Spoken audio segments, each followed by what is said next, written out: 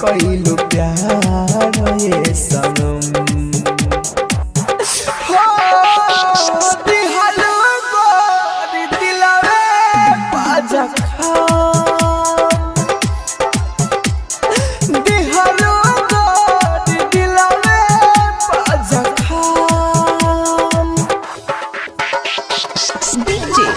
Mix by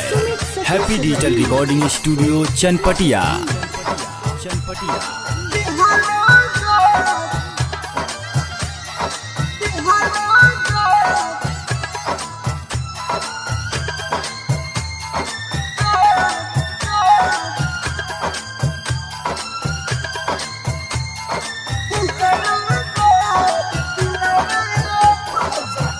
दिलवा में प्यार के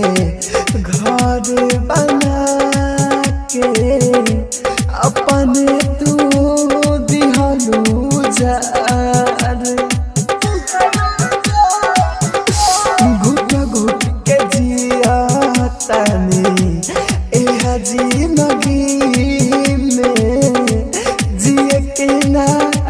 मन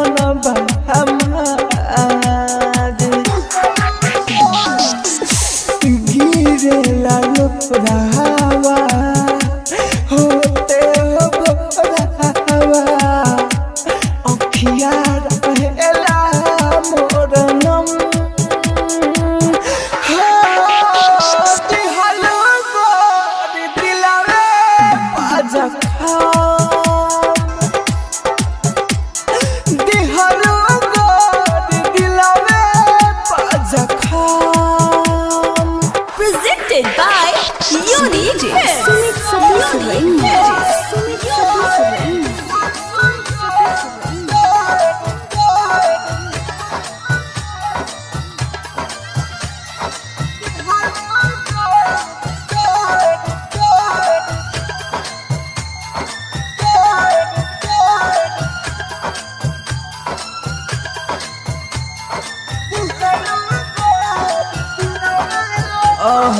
ऐसन प्यार ऐसन मोहब्बत मिले ना कौनो दुश्मन के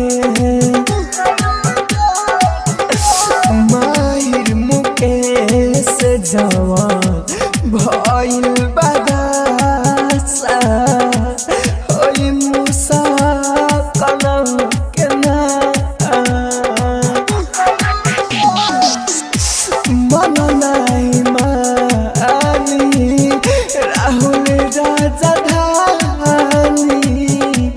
तारा पेले हरदा जवाल दिहलू गोरी दिलवे बाजा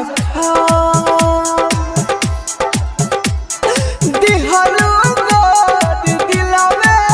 बाजा साथी जब तारा छोड़ही के रहे काहे कइलू प्यार ये सनम दिहलू गोरी दिलवे बाजा दिहलू गोरी दिलवे बाजा डिजिटल रिकॉर्डिंग स्टूडियो साहू विवाह भवन के पीछे वार्ड संख्या 6 चनपटिया।